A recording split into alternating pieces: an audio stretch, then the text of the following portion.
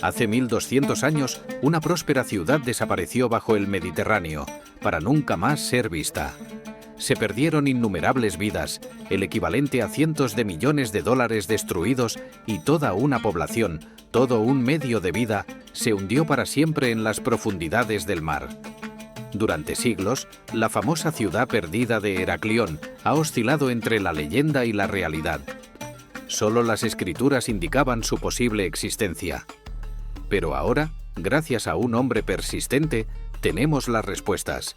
La ciudad perdida finalmente ha sido encontrada, y es tan hermosa como misteriosa. ¿Cómo se descubrió después de tanto tiempo?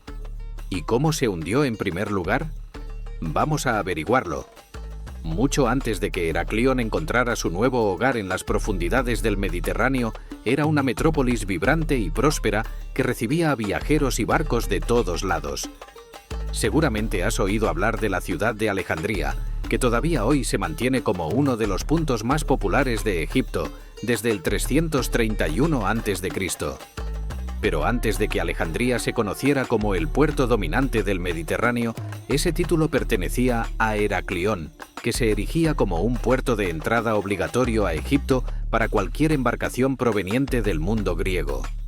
Heraclión no solo era una ciudad bulliciosa para la recepción de barcos, sino que también era un importante centro religioso gracias al templo de Amón, dios del sol y el aire.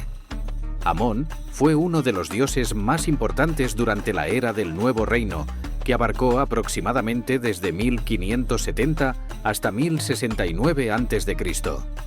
La ciudad, situada cerca de la desembocadura del Nilo, a unos 30 kilómetros al noreste de la actual Alejandría, fue construida alrededor del Gran Templo y estaba entrecruzada por una red de canales conectados por transbordadores, puentes y pontones. Imagínate Venecia, pero al estilo del antiguo Egipto. Cada una de las islas albergaba pequeñas casas donde los residentes llevaban a cabo su vida cotidiana. Desde su fundación alrededor del siglo XIII a.C., parece increíble que una metrópolis tan floreciente e importante pudiera simplemente desaparecer en el océano para nunca más ser vista. Sin embargo, en el siglo XIII después de Cristo, eso fue exactamente lo que ocurrió. Pero, ¿cómo es posible algo tan extraordinario? Hoy en día su historia está mayormente oscurecida, y nadie está completamente seguro de la cadena precisa de eventos que la llevó a hundirse. Sin embargo, tenemos teorías refutadas. La investigación sugiere que el lugar fue afectado por extensos fenómenos geológicos y cataclísmicos, en otras palabras, desastres naturales repetidos que lentamente hicieron que los niveles del mar en el área subieran al mismo tiempo que la tierra bajo la ciudad se volvía cada vez más inestable. Con el paso de los siglos, el daño fue acumulándose.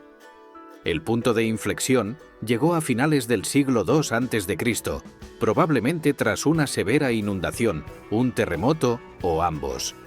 Fue entonces cuando el suelo sobre el que se encontraba la isla central de Heraclión sucumbió a la licuefacción del suelo.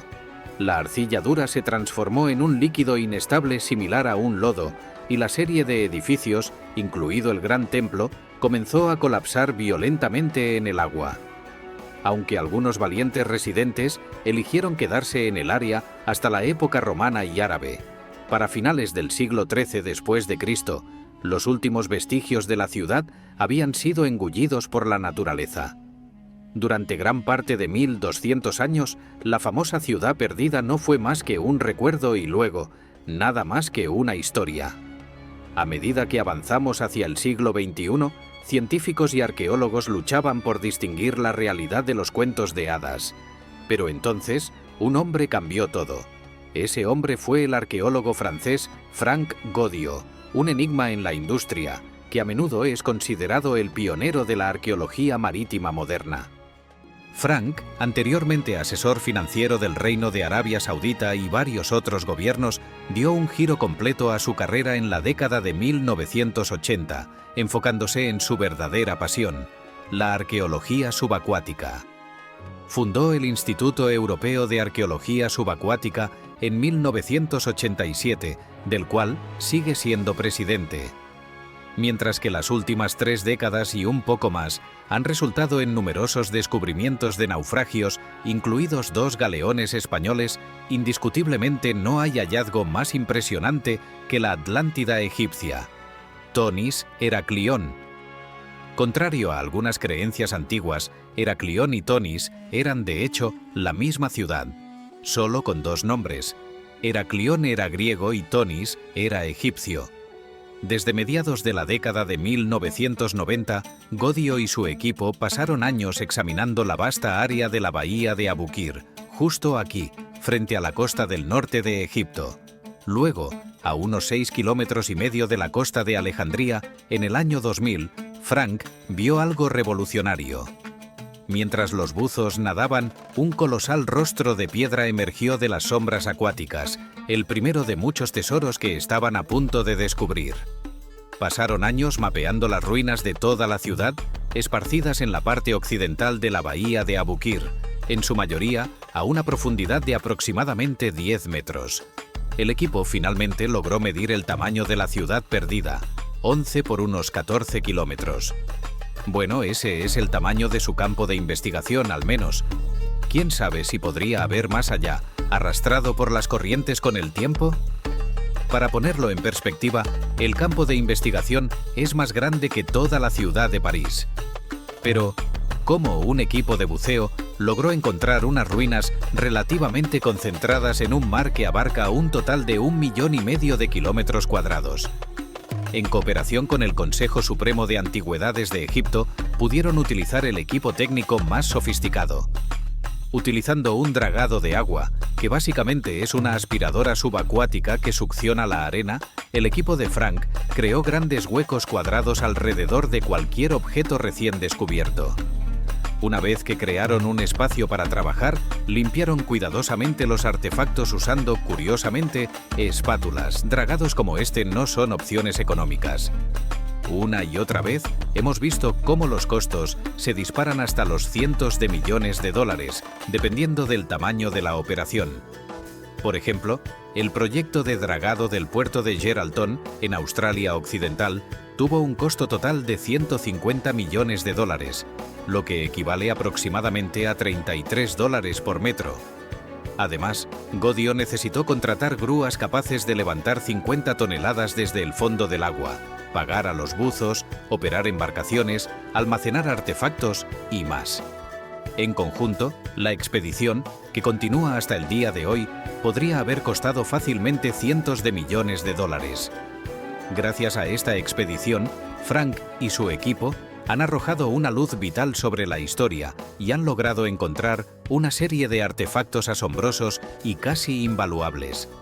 Entre los hallazgos más destacados están monedas de oro y pesos hechos de bronce y piedra, losas de piedra inscritas en griego antiguo y egipcio antiguo, los restos de más de 64 barcos, una variedad de enormes estatuas de 30 metros, cientos de estatuillas más pequeñas que representan a dioses menores, numerosos amuletos y talismanes religiosos, y más momificaciones de piedra caliza de las que pudieron contar. Individualmente, estos artefactos podrían valer millones para los museos, si no más. La investigación arqueológica subacuática en Tonis, Heraclión, sigue en curso hasta el día de hoy, y Godio ha declarado que apenas el 5% de la ciudad ha sido descubierta. Imagina cuántos otros objetos de millones de dólares están esperando ser encontrados. El proyecto de Godio no solo ha entusiasmado a las comunidades de buceo, científicas e históricas, sino que también ha puesto a Egipto aún más en el centro de atención del turismo.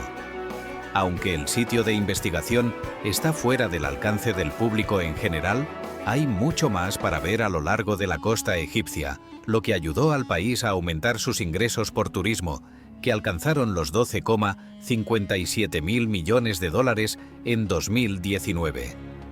Esto no es exactamente sorprendente, ya que, después de todo, Egipto es el hogar de algunos de los monumentos antiguos más intrigantes del mundo entero. Heraclión, la legendaria ciudad perdida, ha dejado de ser solo un mito gracias al trabajo incansable de arqueólogos como Frank Godio. Este puerto crucial del antiguo Egipto no solo era un epicentro comercial y religioso, sino también un recordatorio de lo frágil y poderosa que puede ser la historia frente a las fuerzas de la naturaleza. Cada artefacto recuperado nos cuenta una parte de su historia y nos invita a imaginar lo que aún queda por descubrir bajo las olas. ¿Qué otros secretos aguardan en las profundidades? Déjanos tu opinión en los comentarios. No olvides dejar tu like y suscribirte para seguir explorando los misterios más fascinantes de la historia del Antiguo Egipto. Nos vemos en el próximo video.